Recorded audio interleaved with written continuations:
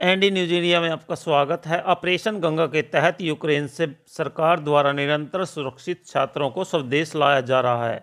Ukraine के Kharkiv की सरकारी मेडिकल यूनिवर्सिटी से फाइनल ईयर की पढ़ाई कर रहा रादौर के गांव रादौरी का युवक रजत शर्मा भी अपने घर पहुंचा। बेटे के सुरक्षित घर पहुंचने पर जहां अब परिवार में खुशी है, वहीं उन्होंने सरकार का भी आभार जताया है।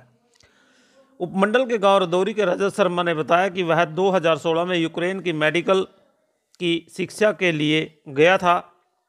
उसने कभी सोचा भी नहीं था कि ज़िंदगी में ऐसा भयावह मंजर भी देखना पड़ेगा। उसने भी बताया कि वह यूक्रेन के शहर खार्किव की सरकारी मेडिकल यूनिवर्सिटी वीएन कराजीन में फाइनल ईयर का छात्र है और जून में ही उसकी शिक्षा पूरी होने के बाद उसे डिग्री मिल जाती, लेकिन युद्ध के कारण अब ख़त्म हो गया है। रजत ने बताया कि छात्रों ने मेट्रो स्टेशन के बंकरों में रहकर रात गुजारी और पेयजल के अभाव में उन्हें केमिकल युक्त पानी को उबाल कर पीना पड़ा। इस दौरान उसकी इंडियन एम्बेसी से बात होती रहती थी, लेकिन जब हालात ज़्यादा ख़राब हुए तो वे करीब 10 किलोमीटर पैदल चलकर जैसे तैसे रेलवे स्टेशन पहुँचे और बाद भी कई घंटों के बाद पोलैंड के लवीव शहर में पहुंचे।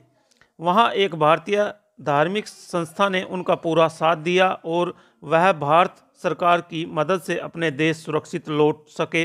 रजत ने बताया कि यूक्रेन में इंडियन फ्लैग की बदौलत उन्हें किसी ने नहीं रोका।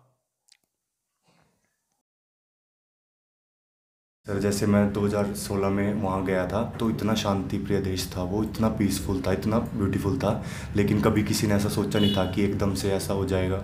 और एकदम से ही लास्ट ईयर में जैसे फाइनल ईयर में आते आते एकदम से हुआ और अब जैसे सब कुछ जैसा सोचा नहीं था, बहुत कुछ हो गया ऐसा वहाँ पे। और बस यही बोलूँगा कि अभी मुश्किल से निकले हैं वहाँ से और बस अभी आगे देखते हैं क्या होता है। खार्किव शहर सिटी में था और मेरी यूनिवर्सिटी का नाम वीएन कराजिन मेडिकल नेशनल यूनिवर्सिटी है। तो वहाँ पे मैं फाइनल ईयर में स्टडी कर रहा था और मई के एंड तक हमें वहाँ से ग्रेजुएट हो जाते वहाँ और डिग्री मिल जाती, बट 2 महीने पहले ही ऐसा हो गया। तो ऐसे अनएक्सपेक्टेड था ये सब। 1 मार्च को सुबह 6 बजे हम वहाँ से निकले, अपने वहाँ मतलब रेलवे स्टेशन तक पहुँचे और 1 मार्च को वहाँ से रेलवे स्टेशन के थ्रू रेल के थ्रू हम लवीव पहुँचे। लवीव से फिर 2 घंटे का आगे रास्ता पोलैंड का था, तो वहाँ से पोलैंड बॉर्डर क्रॉस किया और फिर आगे आके गवर्नमेंट ने हमें फ़्लाइट्स प्रोवाइड करवाई और मतलब शेल्टर दिया वहाँ पे। वहाँ से पोलैंड से फिर यहाँ की फ़्लाइट ली। जैसे शेलिंग होती थी, आवाज़ें क्लियर सुनाई देती थी। कभी ऐसे लगता था हमारी जैसे जहाँ हम रहते थे वहाँ से एक बार तो 1 किलोमीटर 500 मीटर के एरिया में भी बॉम्बिंग शुरू हो गई थी।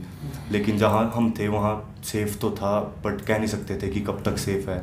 जैसे बंकर का कुछ पता नहीं होता कि इतने लोग थे वहाँ पे, तो कभी भी ऑक्सीजन की कमी हो सकती थी, वहाँ पे कुछ भी हो सकता था। जी सर, एकदम से ऐसा हुआ था कि जैसे इन्होंने जब कर्फ्यू लगाया हुआ था रात को शाम को 6 बजे से सुबह 6 बजे तक, उसके बावजूद जब लोग बाहर निकले तो किसी को पता नहीं था कि अभी भी कुछ हो सकता है। और अचानक से एकदम वहाँ पे शेलिंग शुरू हुई, तब वहाँ इतनी भगदड़ मच गई और सब एकदम मेट्रो के अंदर घुसने लगे।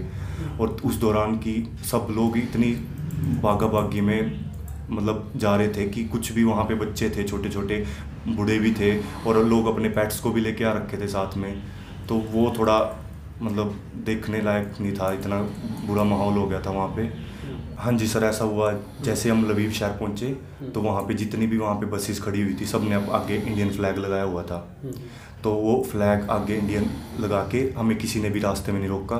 जैसे भी मिलिट्री खड़ी हुई थी वहाँ पे, मिलिट्री आराम से गई वहाँ, हमें कहीं भी रोका नहीं, कहीं भी चेकिंग नहीं हुई, डायरेक्ट हमें बॉर्डर तक पहुँचा दिया गया वहाँ। तो इंडियन फ्लैग का बहुत हमें फ़ायदा मिला है वहाँ पे। नर्वस थे सारे दिन, रात टीवी पे बैठे रहते थे, बच्चों की चिंता रहती थी भी किस टाइम बच्चे निकलेंगे।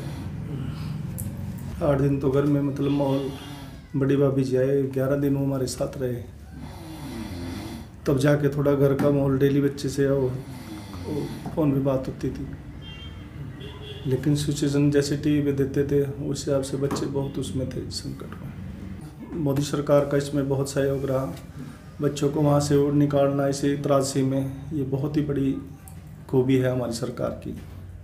जैसे बच्चे कहते थे भी पापा फ्लैग ला के हम कहीं भी निकल रहे थे, कोई भी रोक टोक नहीं थी। लेकिन जैसे अब सरकार ने सहयोग करा, बहुत बहुत धन्यवाद जी।